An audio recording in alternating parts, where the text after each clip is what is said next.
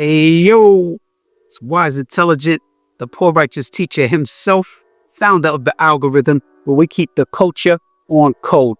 Welcome to episode 9 of Shut the Up, a series of short communications where we debunk popular myths circulating in this culture and community that serve no other purpose but to pathologize Black people.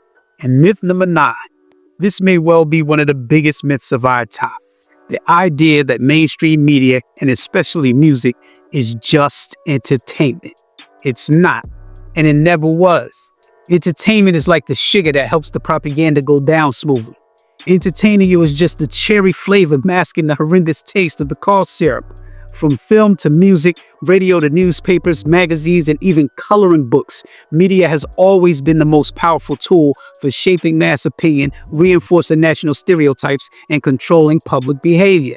This topic is critical because we're constantly told that media is just a reflection of society. But history proves otherwise. Media doesn't just mirror the world, it manufactures consent for those in power. It tells us what to think, what to fear, and which narratives to accept as truth. Let's start with Hollywood, the so-called dream factory. Thomas Edison said, "Whoever controls the motion picture industry controls the most powerful medium of influence over the people."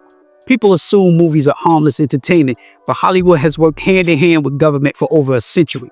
The Pentagon, the CIA, and even major political institutions have directly influenced the scripts of some of the biggest films. Think about all those military blockbusters. Top Gun, Zero Dark 30, American Sniper. These aren't just movies, they're recruitment ads. The military literally grants access to equipment and locations only if the script presents them in a favorable light.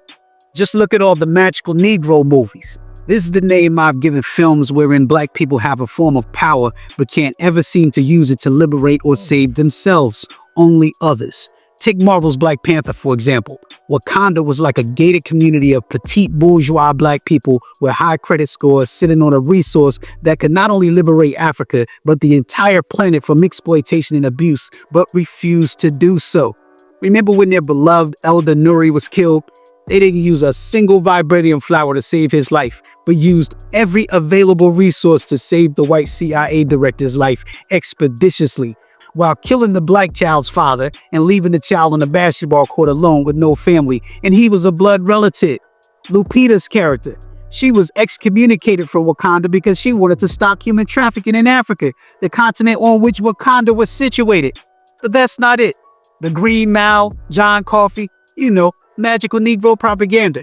Marvel's Craven, where a white kid is saved by an African spiritualist and spiritual assistant, giving him superhuman powers. They are not just entertaining you, they are reinforcing the idea and white supremacist opinion that Black people and their resources are only as good as their ability to serve Europeans. And it's the same with the news media. In his book, Media Monopoly, Ben Bagdekian says we are being socialized by a small group of interlocked corporations that have effective control over all media on which the American public says it depends. He describes the relationship between these media corporations as cartel-like. Every major network is owned by massive corporations with deep ties to government agencies and multinational interests. This is why you'll never see a primetime news anchor question U.S. foreign policy in any meaningful way. The media's job is to keep you in line, scared, divided, and obedient. Look at how the media framed the Iraq war. Weapons of mass destruction, a total fabrication, a whole damn lie. But mainstream news ran with it, selling the war to the American people.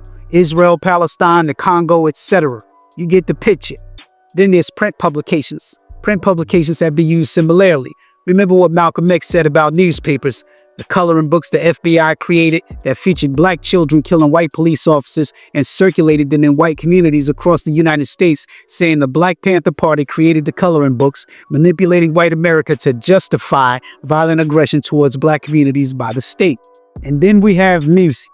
People love to say, it's just a song. It's just entertainment. These people need to shut the up. Music is being used to push propaganda, political and social narratives for decades. For example, In the 1940s, the U.S. military set up an entire record company called V-Disc Records and paid artists to record songs that will boost the morale of Americans and songs to demoralize, demonize, and dehumanize Germans. They also established the Armed Forces Radio Service. The OSS Morale Operations Branch utilized radio to transmit its associated black radio propaganda. In the 1960s, 70s, and 80s, revolutionary artists like Bob Marley, Nina Simone, and Public Enemy were under surveillance because their music threatened the status quo. Now hip-hop, which started as a voice for the oppressed, has been hijacked by corporate interests that glorify self-destruction, materialism, and violence. That's a major shift. And it's not by accident. It's the same reason you rarely hear conscious rap on major radio stations. But songs promoting anti-black behavior and destructive lifestyles are in constant rotation. Media executives know what they're doing. A distracted, uninformed, dumbed-down population is easier to control. They will greenlight, finance, and support 1 million recordings promoting the murder of black men, women, and children, but flag any song suggesting violence against killer cops, colonizers, imperialists, billionaires, architects of genocide, legislative lynch mobs, and wealthy pedophile rings. It's not just entertainment. They are controlling what you should be concerned about, bothered by, or outraged over. So where does this leave us? If media isn't just entertainment, but a tool of propaganda, opinion manipulation, and social control, what can people do about it? Especially when sociologists believe, to paraphrase Edward Bernays, no matter how sophisticated, how cynical the public may become about propaganda, the public must respond to the basic appeals of it, because the public will always need food, crave amusement, long for beauty, seek acceptance, respond to celebrity and leadership. First, we have to recognize the manipulation. When you watch the news, ask yourself, who benefits from this narrative? When you watch a movie, think, what's the underlying message? When you're streaming popular music, ask the same questions, as well as who's financing it. And most importantly, diversify your sources. Independent media, investigative journalists, independent artists, and global perspectives will give you a fuller picture. Because once you see the strings, you can't unsee them. The bottom line, if you're consuming mainstream media uncritically, you're not being entertained, you're being programmed. The only way to break free is to question everything. Otherwise, shut the up for all of us. That's it for this episode. If you found value in the conversation, share this with someone who still thinks the media is just entertainment. Like, share, subscribe to the channel, download the Algorithm app at Google Play and Apple Store. Peace.